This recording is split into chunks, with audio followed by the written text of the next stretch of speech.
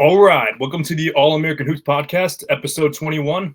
I'm your host, Chris Driscoll, and as per usual, I'm joined by my older brother, John Driscoll. Hey, H, thanks for having me on, man. Absolutely. Unfortunately, our younger brother, Matt, couldn't make it today. It's finals week. One thing I don't miss about college at all is having to grind out all that work. John's still His finals week. Finals week, that's right. Yeah. His finals week. That's right. Yeah. We usually try not to get him too upset, but since he's not on screen, we're fine with bringing it up this time around since we can't really see him get upset. But yeah, that was always the one thing that that was always kind of annoying around finals time was it was right around the time of the NBA playoffs, and now we have to focus on this work. So super unfortunate for Matt, but he'll be back definitely sooner, if not next week, then certainly the week after that. But big show today. Obviously, a ton happened from last week. We dove into every series last week, and we'll do that even more today, given how much happened over the weekend, especially over the weekend, I should say, and also had a big night last night as well. But yeah, the way that we're going to order the show is we'll first talk about all the series that have ended, and then right after that, we'll talk about the series that are either in danger or very close to finishing off. And then we'll also talk about the two series in the end that are evened up. So to start off, we'll talk about one of the two series that ended in a sweep, and that's the Timberwolves versus the Suns. And obviously the Wolves swept the Suns in what was a pretty brutal fashion. And some people had the Suns winning. It wasn't a ton of people, but it was enough because obviously when you have Kevin Durant, who's debatably a top 5 player in the league, and even if you don't consider him top 5 now, he's been one of the 3 best players of our generation, I'd say, besides LeBron and Steph. And whether you like KD or not, whether you like Devin Booker or not, it was definitely an interesting series to look at. So, John, did you have any takeaways from either the Suns or the Wolves, or I guess a combination of both?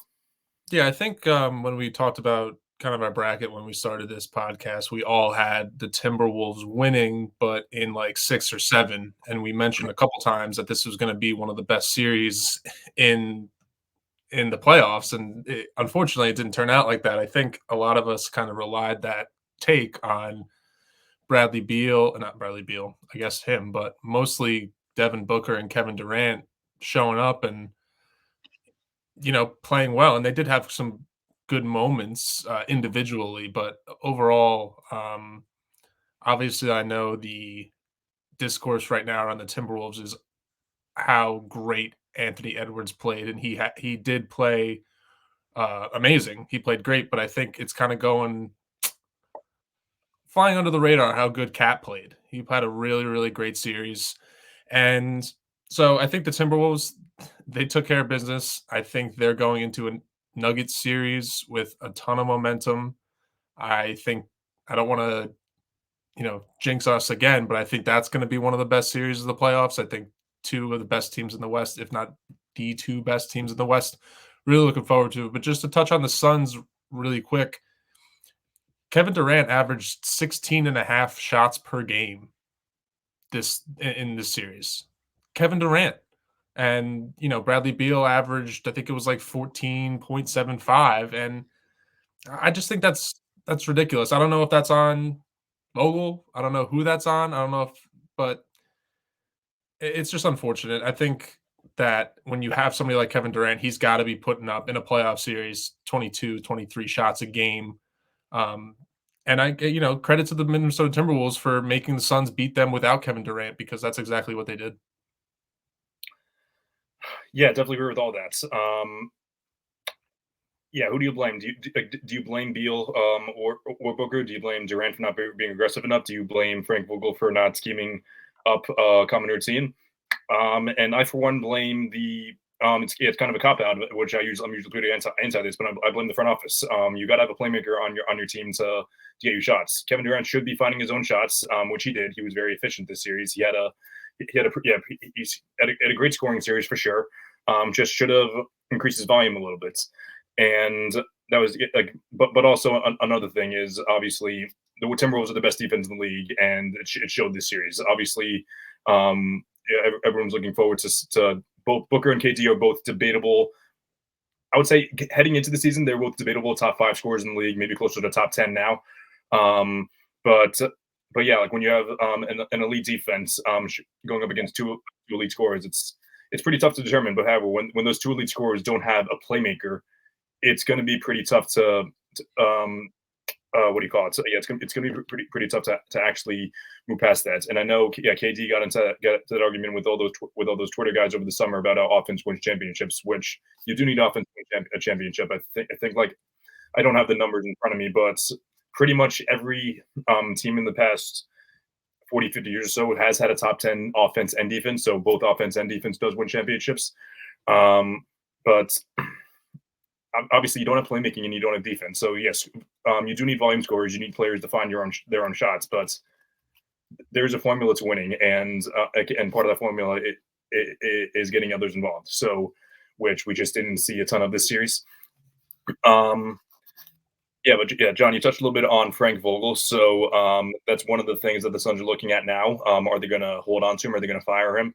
I know that Shams tweeted out that they're looking to run it back with the core. So does that mean they're going to hold on to the core and get rid of Vogel? So, but what do you think they either should do, or what are they going to do?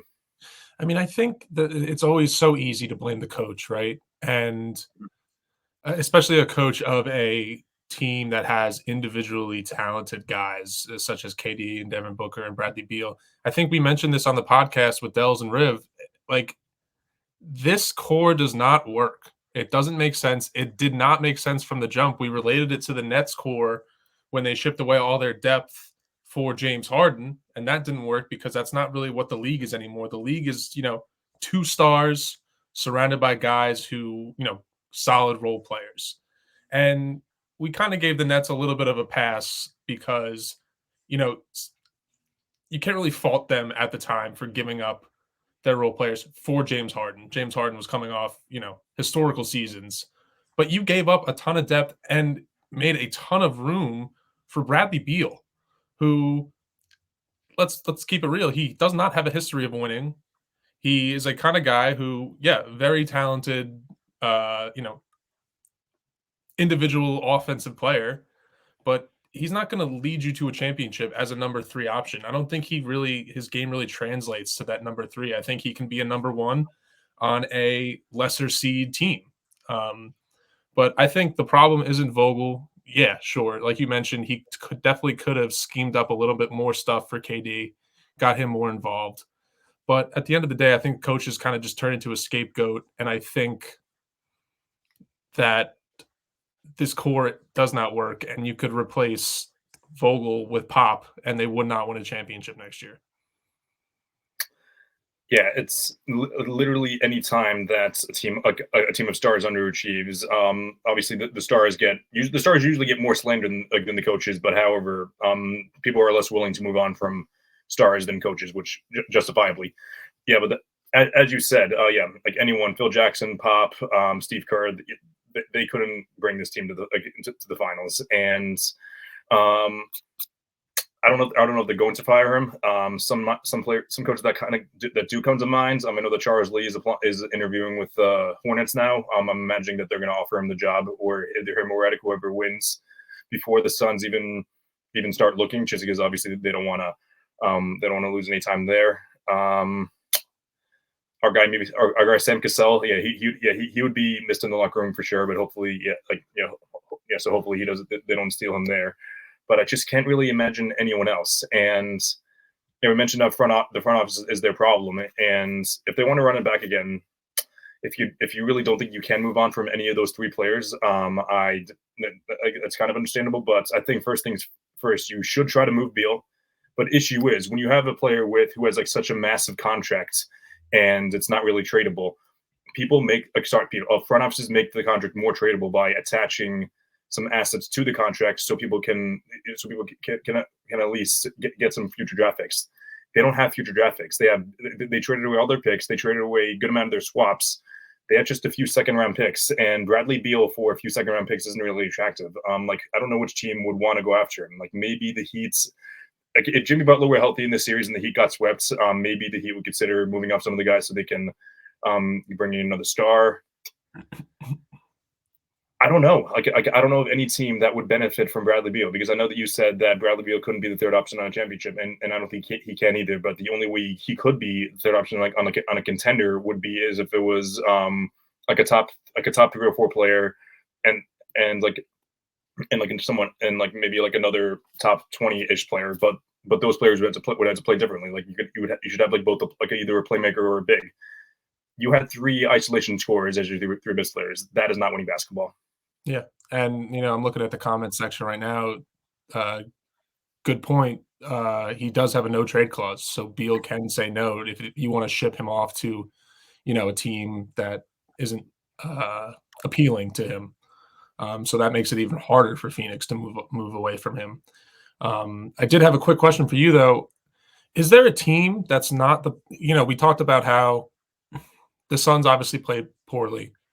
They ran into a very good Minnesota number 3 seed. So that does stink. I get it. But is there a team in the West that isn't the New Orleans Pelicans that the Suns would have beaten in the first round? I don't think there is. They would have gotten smoked by the Lakers, and I think because given the way that the Lakers pushed against the Nuggets, they would have gotten smoked by them. Maybe the Clippers, given that they've been playing pretty poorly. I don't. Yeah, I think the Luke. Yeah, Luka does against the Suns. He would have smoked them too. So yeah, the Pelicans definitely. Maybe the Clippers. No one else. Yeah, they wouldn't have a shot against anyone else. Yeah. So I mean, it's the core. I truly think that, and I don't think the coach maybe with better coach you win one game, but you definitely don't win the series. Right. Exactly. Yeah, but as you mentioned.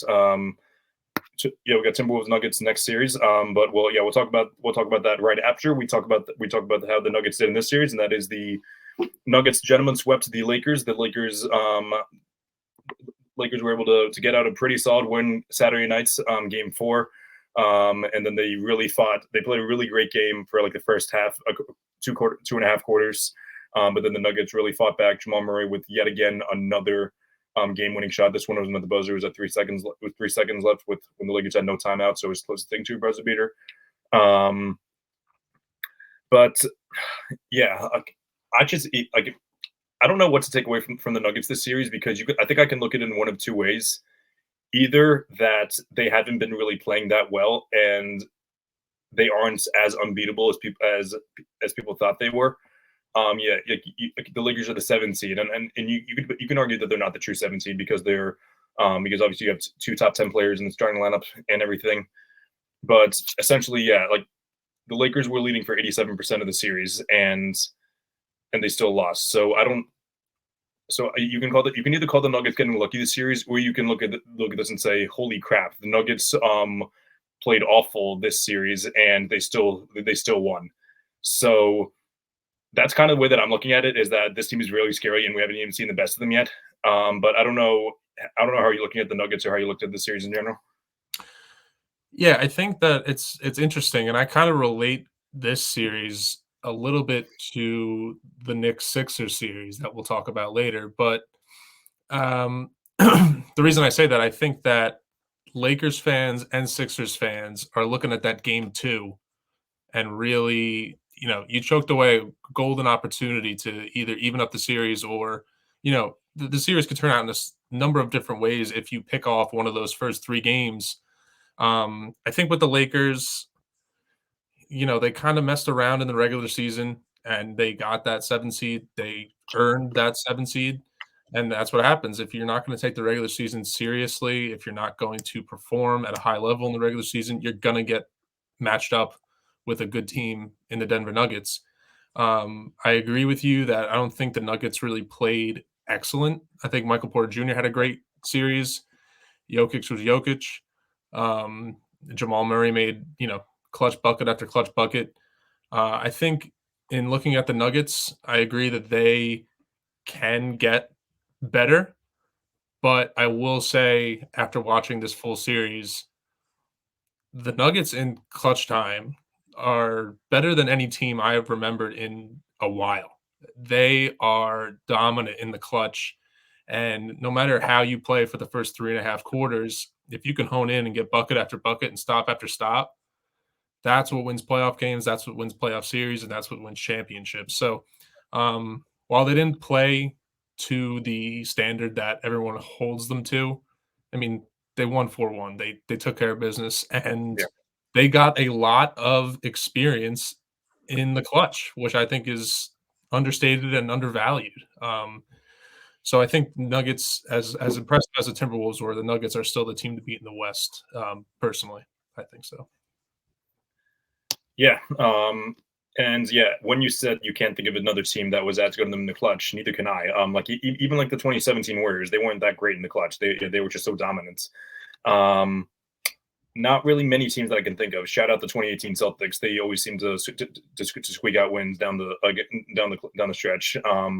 But yeah, that was a joke, obviously. But the only teams that I can think about in sports that were clutch were the Tom Brady Pats again, like the mid 2010s, and the current Chiefs. Those are the only teams in any sport. Like any basketball teams, I can't think of another team besides the Nuggets that find a way to squeeze out wins. And yeah, I don't know. Who knows? Yeah, I don't want to say they weren't trying in the first half, but you could say messing around a little bit because they were clearly the better team than the Lakers. But it seems like they were in a dogfight for a good amount. So you can either say the Lakers. I can either say the Lakers are better than I thought they were, or I can also say the Nuggets are a little worse than I thought they were, or as I said, they just haven't been playing the best. So only time will tell there. I think the Wolves are going to be the best team they play in the West. I think they're better than all three of the teams, all the other three teams remaining. And then we'll see who they play in the finals. Hopefully it'll be our Celtics. But yeah, as of now, I think the Wolves will be the best team they play, at least in the next month or so. But yeah, we can talk about what's next for the Lakers because the couple rumblings going around. Of course, any time that LeBron is either on a contract, even when LeBron isn't like even when LeBron's contract isn't up, something always comes up. But especially now, Brian Windhorst reported that he is most likely to opt out of his contract and become a free agent for the first time since 2018 when he left Cleveland to join the Lakers. I don't know your take on this, John, but I do think that LeBron's going to stay in LA. I just think that this is where his life is now. He's still like, I know that Bronny's older now and he's joining the NBA, but he still has kids that are still growing up. And yeah, even though basketball is a priority, as I do still think that he does have different priorities now. His businesses are here, as Coward said earlier today as well. But yeah, other than LeBron staying and them, and yeah, AD was extended over the offseason, so they won't trade him either. But I think that anything is up in the air for the Lakers. I don't know what you think, though. Yeah, I agree with you. I think LeBron's going to stay in LA. I don't think he's ring chasing as much anymore. I don't think that's really a priority for him. I think if he wins a ring, that's just like icing on the cake. I think people on Twitter talk about him chasing Jordan. I think in his mind and in a lot of people's minds, he's past Jordan. So I don't think it's really a priority for him. I think that where he lives, I mean, I think he like bought property and tore down whatever was there and built his own dream house. I don't really see him moving away from that. Like you said, Bronny's probably going to go back to school at USC. His other son is in high school still, and I think he has a daughter too who's in school. So, granted, this could all change. He could go to Miami and team up with Jimmy Butler or whoever. I've seen a couple edits like that from Heat fans that are upset they're down 3-1. But yeah, I think if I were to be a betting man, I would say he's going to stay in LA and run it back with AD. Maybe they clear some space to bring in someone else, but I don't know. Yeah. I would say like AD is 100% back to the Lakers next year. LeBron's, I think I'm saying LeBron's like 95% back. Other than that, most of their guys are on the books, if I'm not mistaken. I don't know if they're going to trade. I don't know if they really can package anyone to bring in. I'm imagining at least one of, if not both of D'Lo and Reeves will be back.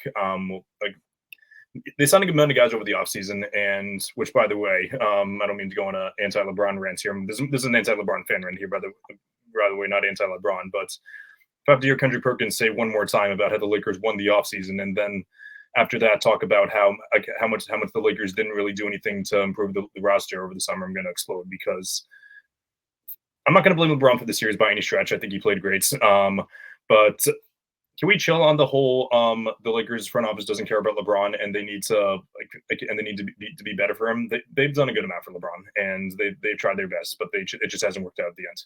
I don't even think the Lakers played horrible in this No, series. not at all. I just think they No. ran into the best team in the West. I think there are a number of teams you can make the argument that they could have beaten if they matched up with them. You know, you could say, let's run through the list. They definitely beat Phoenix, as you mentioned before. They could beat one of the Clippers or the Mavs. I won't say the Thunder because I think the Thunder took care of business. They had a really good first round. But I think they're not a poor team, and I don't think the Lakers front office has failed him. I mean, I don't know what other options they would have had. Yeah. I don't know about that, but yeah, I guess the last thing I'll talk about with the Lakers is Darvin Ham. I do think that the Lakers being tired of Darvin Ham is a little more justifiable than the Suns with Frank Vogel. I don't think that Ham is a good coach, really. Like I don't think he's like people think he's like the 28th or 29th worst coach, like best coach in the league. I don't think he's that bad, but I also, based on what I heard last offseason from like a few of the reporters, is that the one thing that Darvin Ham was good at was getting players to buy into this role, but he wasn't really good at the X's and O's. After you get your players to buy into their roles, which is very, very important. Like Joe Mazzulla is great at that, and he got better at the X's and O's. Like I feel like he improved at both of those this year. It feels like Cam didn't really improve at either of those this year, and the players almost just got tired of him by the end of the season. So I don't know who the Lakers are looking after. I saw that one of their assistants is the favorite Currents. I saw a couple of the names float around. As I mentioned, Sam Cassell is one of those names. Pretty sure LeBron was actually like 9th or 10th on that list as well. So I haven't really dug deep into the coaching positions, but I don't know how much the Lakers can improve there, but that'll be interesting to see. I think Darvin Ham's an average, below average coach. I don't think he's horrible. I don't think he's great, but I also think that coaching LeBron James is one of the hardest things to do in the NBA. Mm-hmm. And that's not really a knock on LeBron. It's more just the fact he's a dominant force in the league, in the locker room, on the team. And I mean, you know, people forget the media was clamoring to fire Eric Spoelstra after that first year in Miami. But I think the Lakers do have to move on from him, but I don't think he's as bad as what people think. I got into a couple of arguments with people on TikTok over the weekend about someone posted a video about like how LeBron's certain head coaches, and they're just totally rousing issues because I mentioned how Spoelstra got slandered. It wasn't as much, but he got slandered a good amount. Ty Lue was so unpopular amongst LeBron fans. They hated him. And even LeBron told the media multiple times, "I love Ty Lue. I hope he comes back." And people were probably like, "They're like, oh no one ever slandered Lue. That is so far from it." Ty Lue was so slandered, and people thought the Clippers were idiots for hiring him as head coach. But he's done an awesome job there. They haven't achieved much, but he's made the most out of Kawhi and like the shell of Kawhi and the role players. So the coaching LeBron is hard, but we'll see which coach is going to be up for the task next. But we have one more series to talk about, which is over. Then we move on to the series that are still alive. So that's the Thunder versus the Pelicans.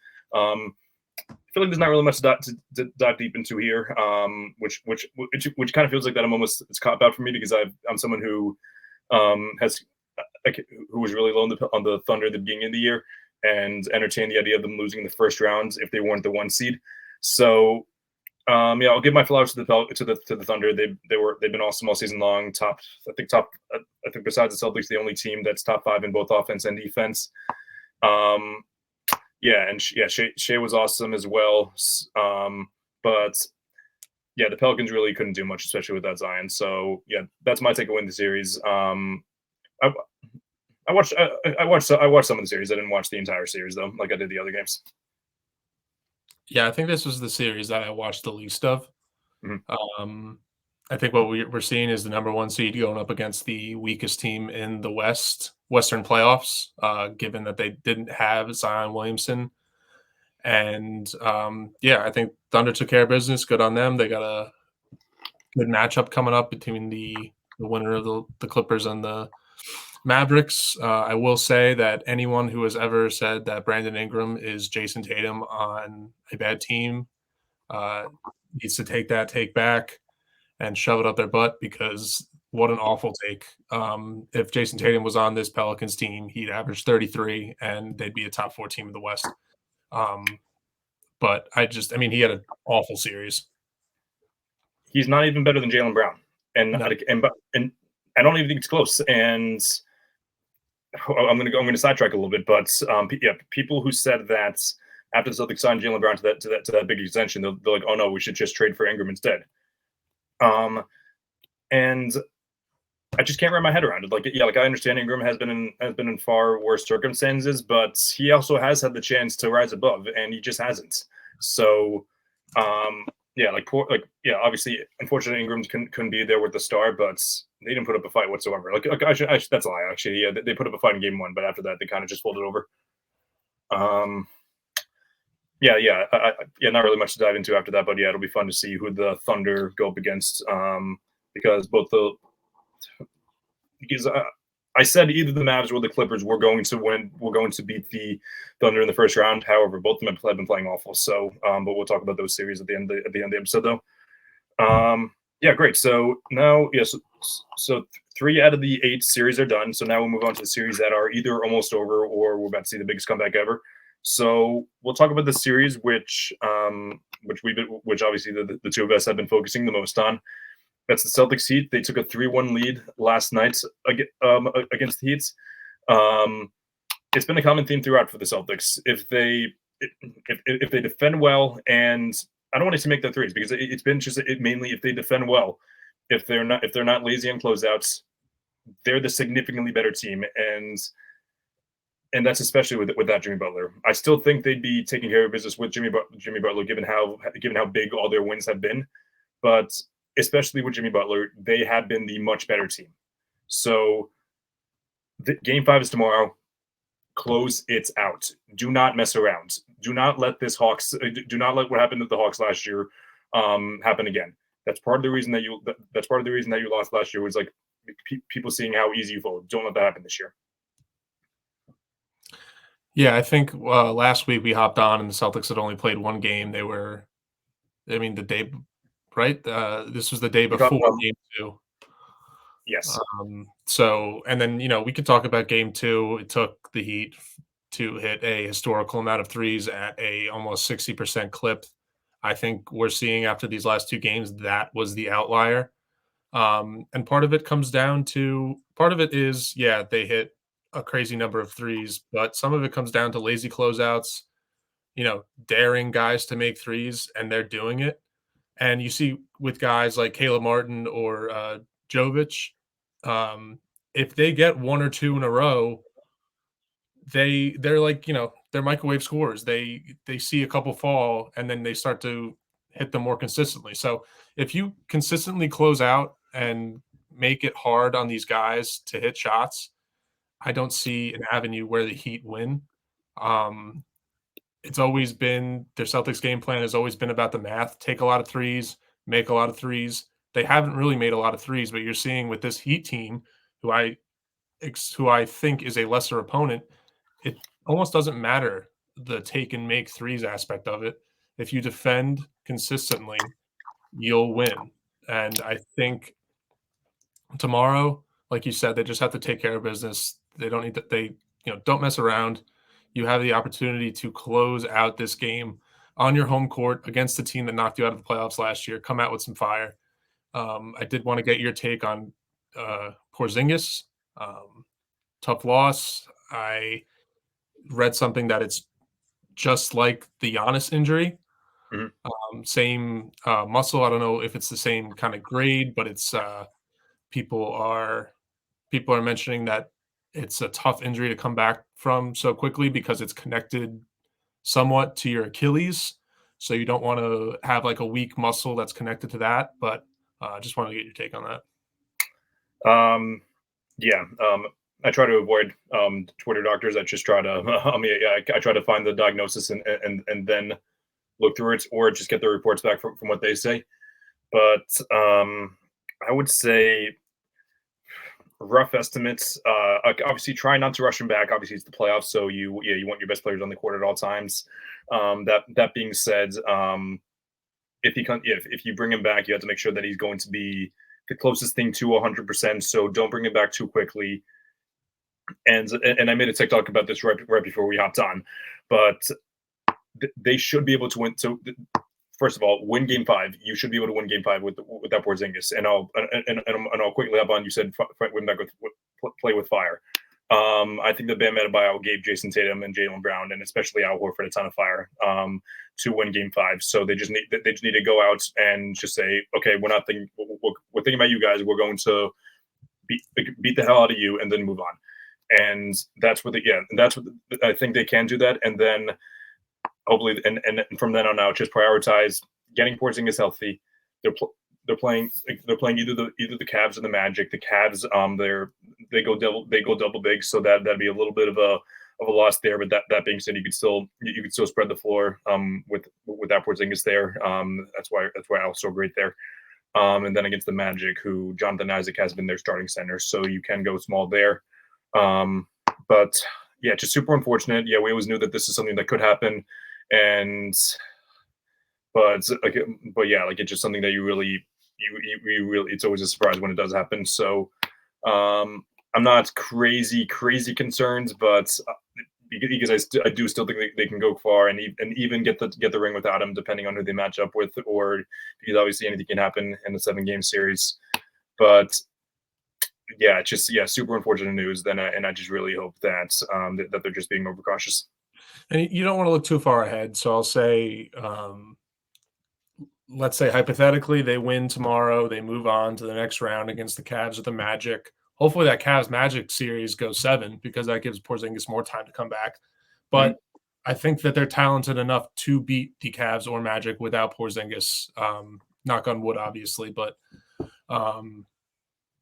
yeah, it's unfortunate. I think that they brought in Porzingis for the Heat series more than people think because of that zone that can be successful against. But I think that hopefully, I think it kind of goes understated. Hopefully that Magic Cavs series goes a little longer, so that series starts later and Porzingis can kind of rehab back. But I think they were saying the Eastern Conference Finals is set.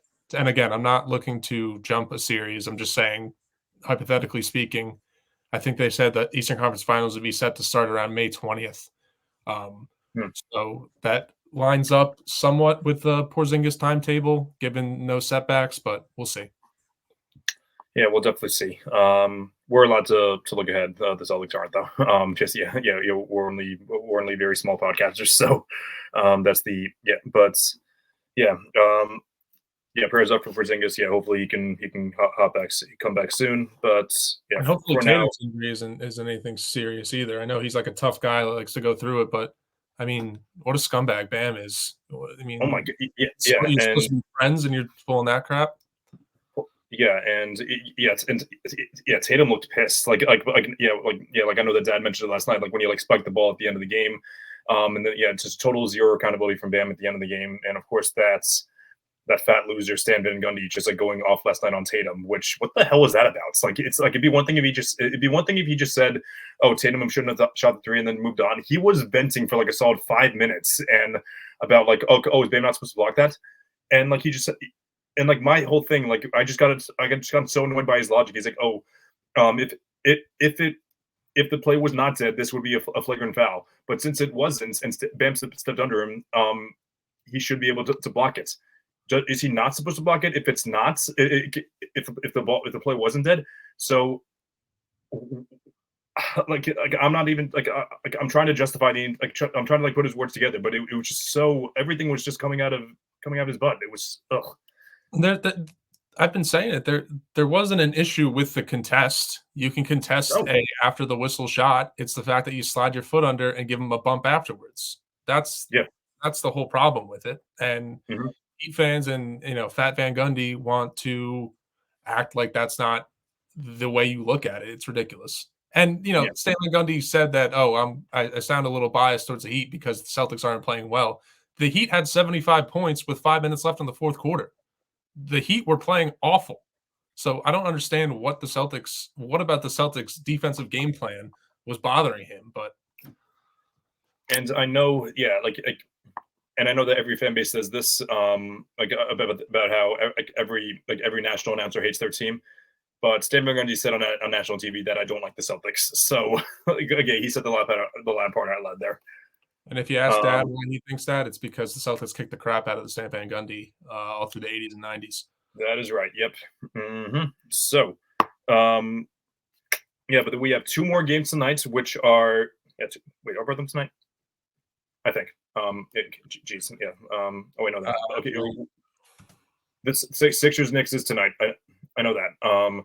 So, yeah, pretty sure Pacers Bucks is tomorrow, if I'm not mistaken. But yeah, that'll be like, gee, I should really know that.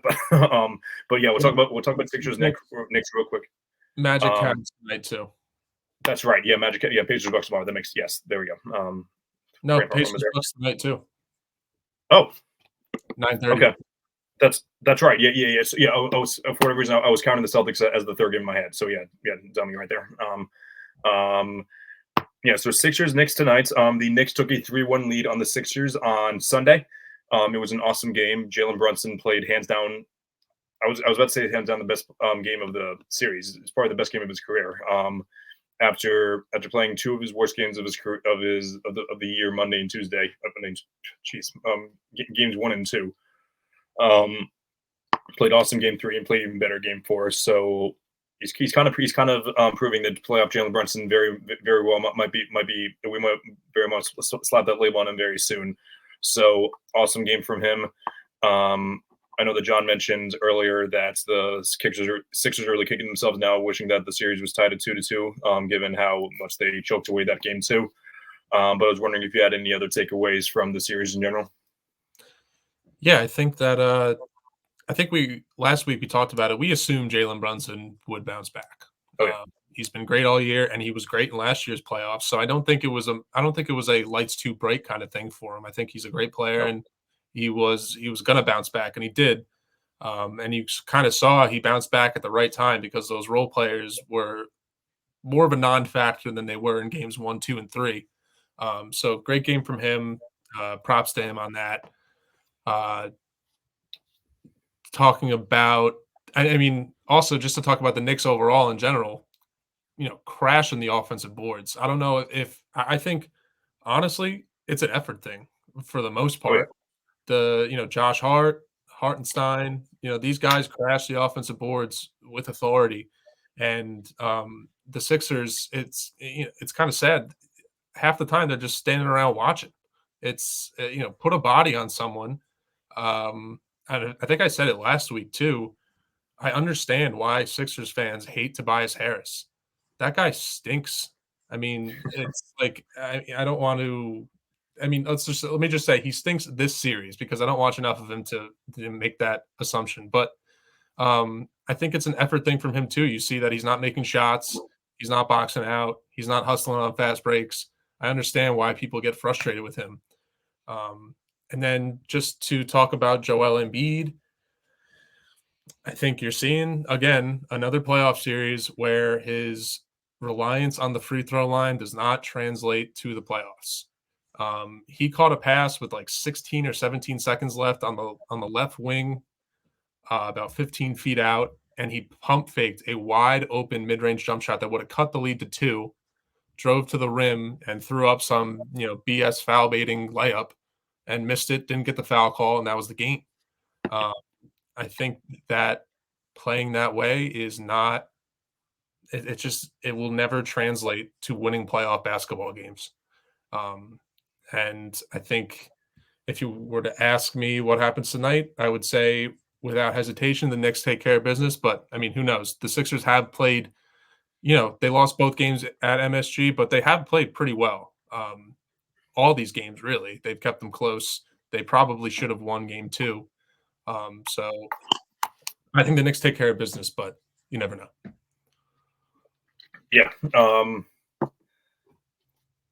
Embiid has played great this series, but you could tell he's drained, and he's been totally backpacking the entire series.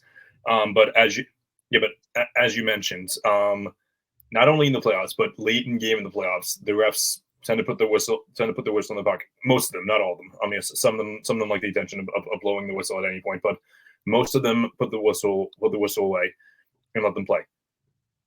And Joel Embiid, James Harden, not like those are the two names that come to mind. They happen to be teammates last year, but guys that rely on the free throw line, that doesn't translate to the playoffs, and it definitely doesn't happen. You don't really see them adjusting too well to it. So, and it's especially with Embiid, given how injured he is right now. Clearly, he's 100%. I have gained a lot of respect for Embiid. Given how much he's really fighting for in the playoffs. But that being said, my guy is gassed, and even if the Sixers find a way, which I don't think they will, to come back 3-1.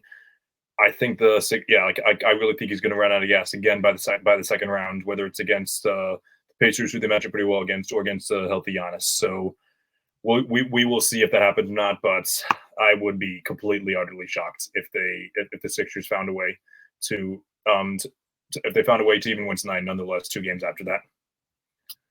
Also, shout out to Maxey. He's had a great series too.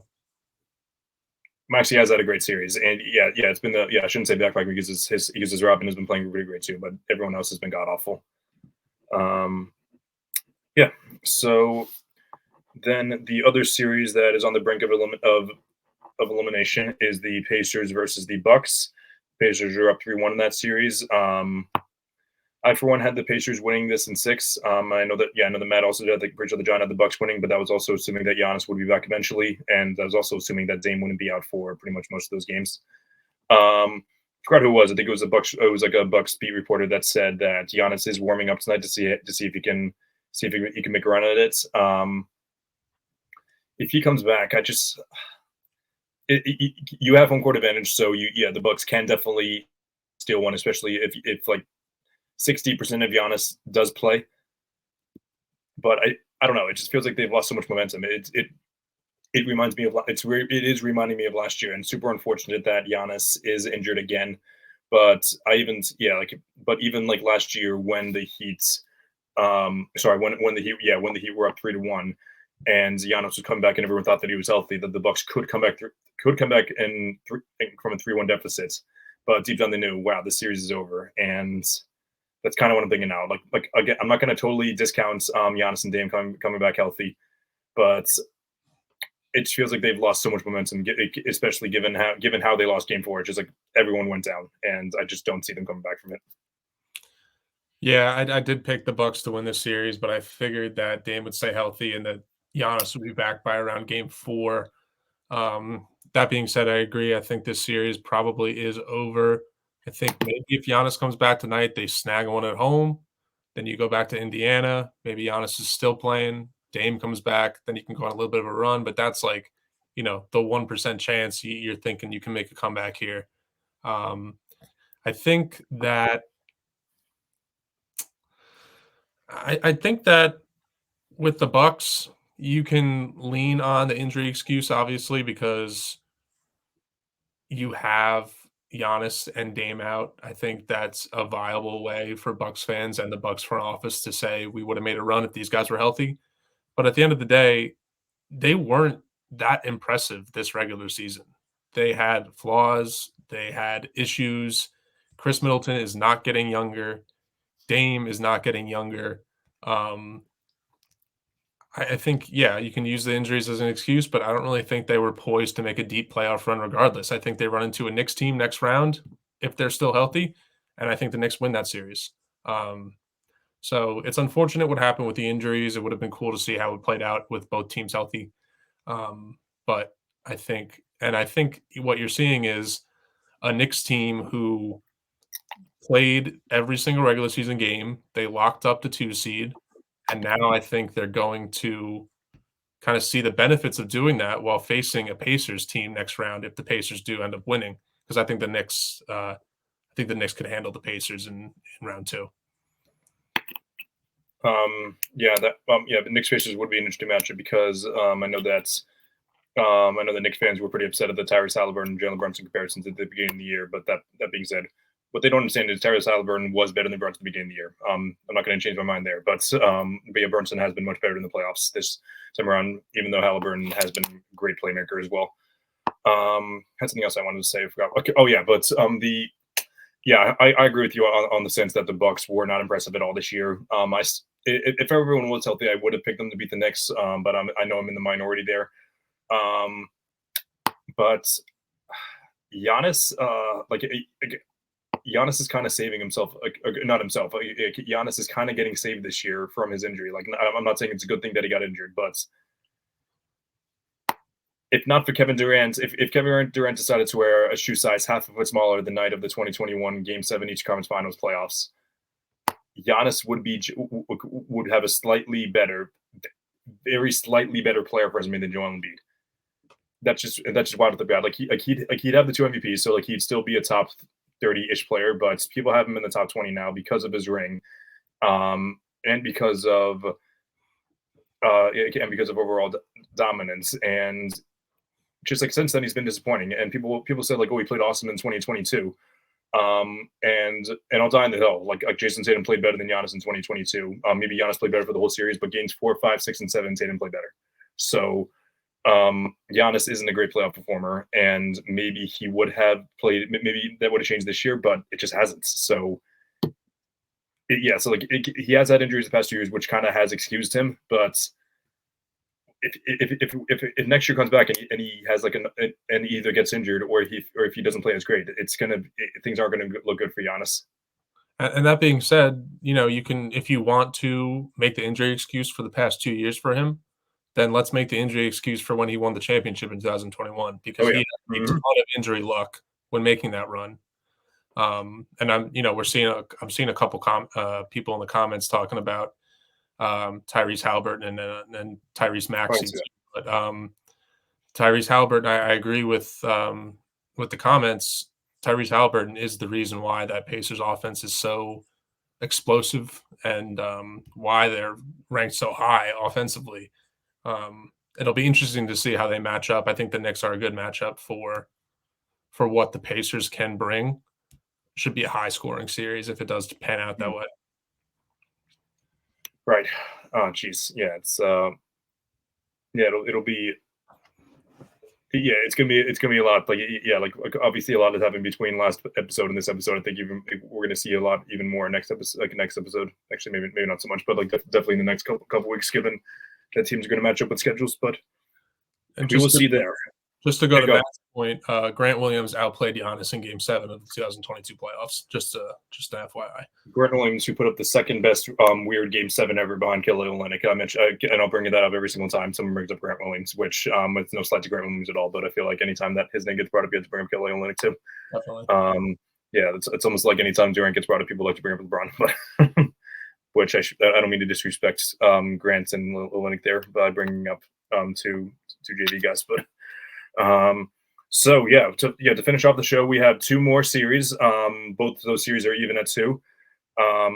Both of them are the 4-5 matchups, and I'm not really surprised at all. I'm pretty sure I either had one of or both of the series going 7. Definitely the Mavs Clippers one. I think I had the Magic Cavs one going 7 too. It was either that or 6. We'll talk about the Clippers Mavs given how interesting that one has been. I think the Mavs have been the better team this series. It's especially given that Kawhi played games 2 and 3 and played awful and not awful. He played not much of his level, clearly not 100%. And the Mavs picked up both of those. But meanwhile, he didn't play in games 1 and 4, and they won both of those. So, I don't know what the Clippers' ceiling is. I don't know what their approach is going to be with Kawhi.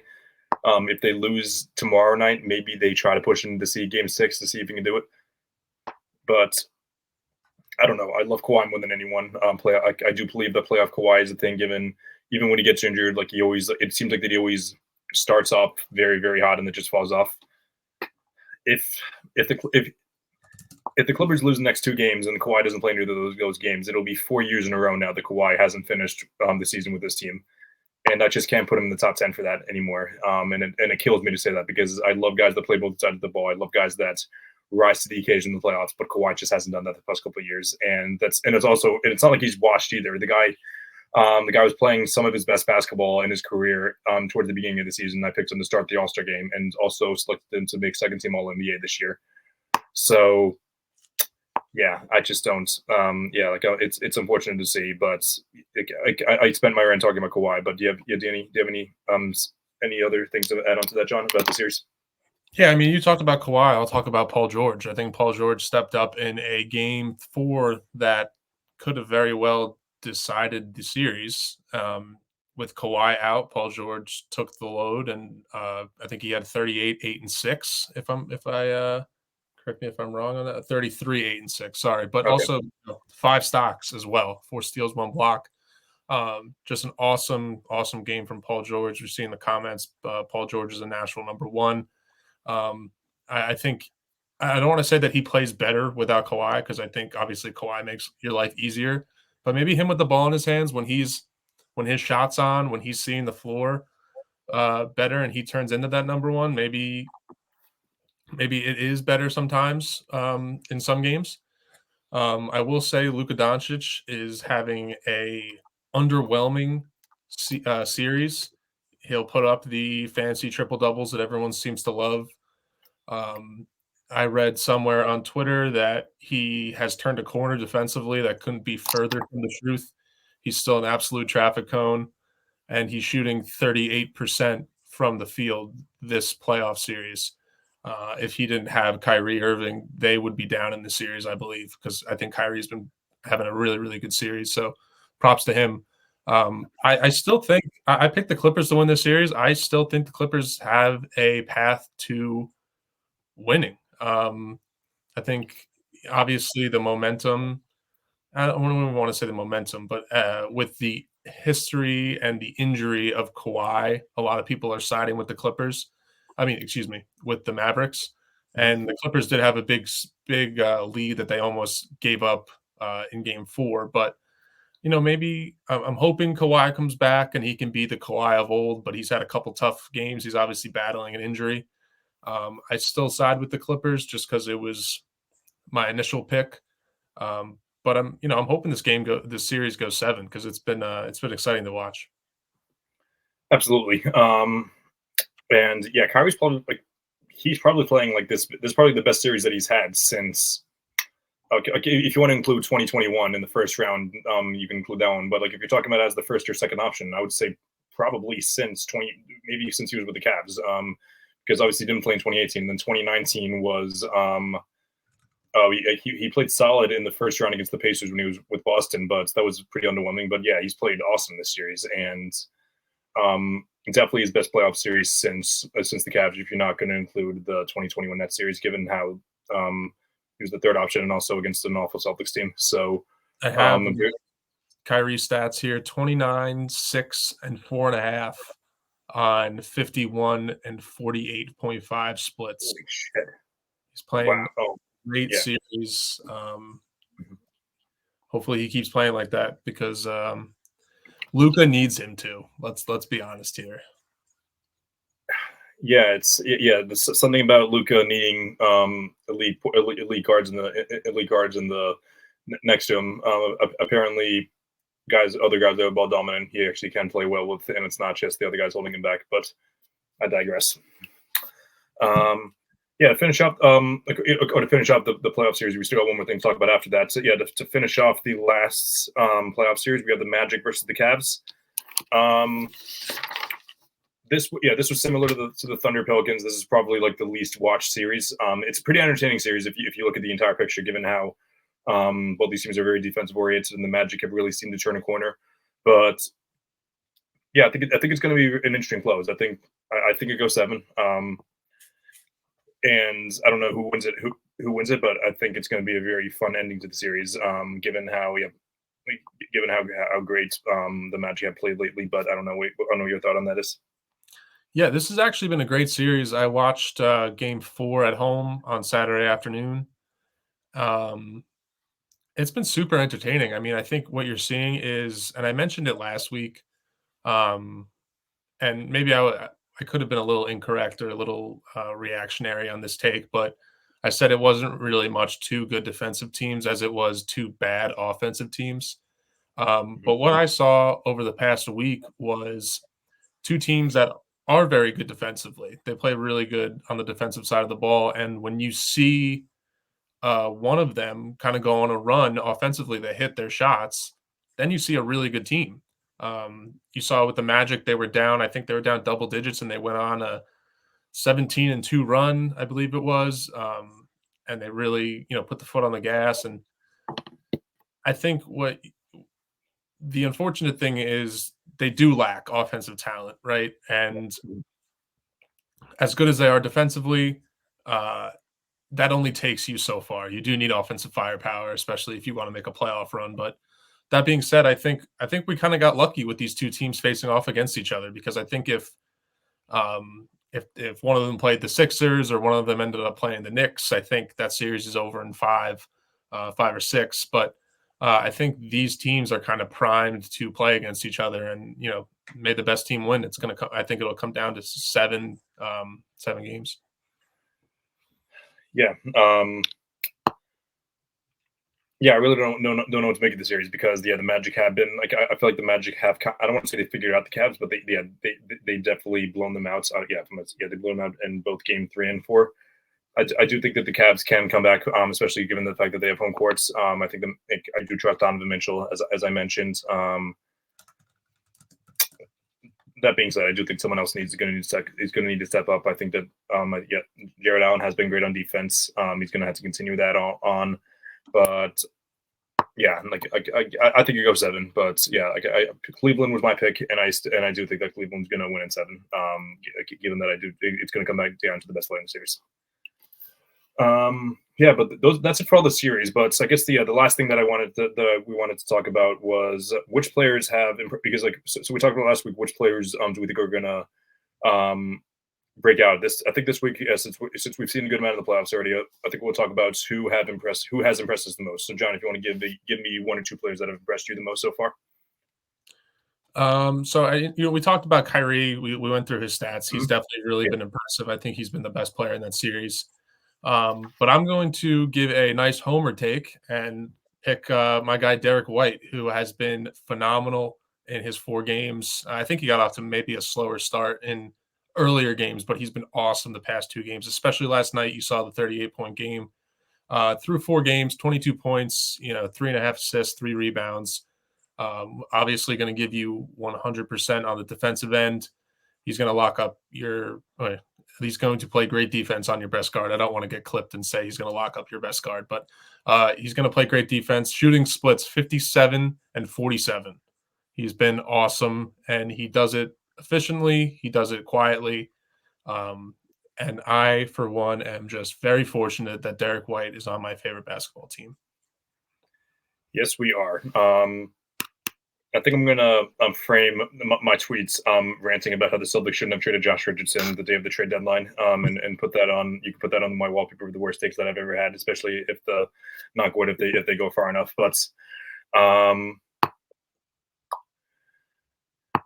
going to go with this is in a way a homer pick for me, because he's been on my agenda for the past couple of years, and we mentioned him in the show for the past few weeks. I'm going to go with Rudy Gobert. Rudy, I know that he doesn't guard. He didn't guard any of the 3 best players, given the fact that he's a center. He has been the guy that as I mentioned a few weeks ago, even people see shut down big men as big men who shut down the best teams, the team's best big men. That's not what happens. Elite defenders, they tend to anchor. They tend to roam around in the paint and then make sure that nothing happens. It was tough for Devin Booker and Kevin Durant to find a hole, because Rudy Gobert was going to be there to protect the rim. And it's not like he just stands there the entire time. He moves around the rim, and nobody can go there because of how elite he is defensively.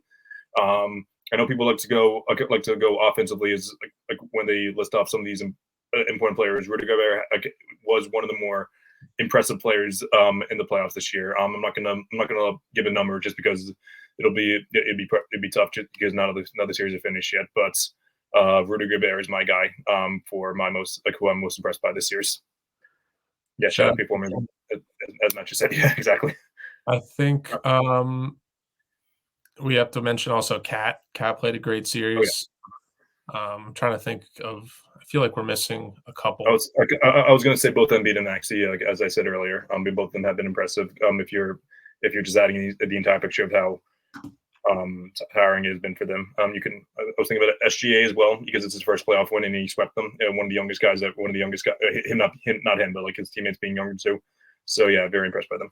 We'll see a good test for Rudy when in next round when that's for sure. Jokic is without a doubt still going to get his, but yeah, Jokic is going to get his, but we'll see we'll see how he angers the rest of it and how everyone else does. But yeah, it's going to be tough to see. It's always tough to determine how you do against Nikola Jokic. But all right, so that's all we have for today. John, always a pleasure. Thanks for coming on. To finish it off with a couple plugs. Perfect timing. As the banner says, make sure you follow All American Hooper on all social media platforms. This is on X, Instagram, and TikTok. Subscribe to Chilltown Hoops on YouTube, which is what most of you are probably watching it on right now. We go live every Tuesday at 6, and not only do we go live, we have a bunch of other shows. Chilltown and Tony Sports Fluence. Both of my bosses, they have their own show at 8:00 tonight, Fluent and Chill with Haley, and also some other great shows as well. I was on the Simple Mind podcast with the three Boston guys. I'm going to be on the Creators Hour in the next couple of weeks with Ori, who was on our show a couple weeks ago. Chilltown Hoops is growing, and it's an awesome thing to see. Just a bunch of creators getting together, and it's been awesome, especially given how I've been able to go live with other people watching. So that's been super cool to see. But again, thank you all for watching, and everyone else have a great night. Season 5.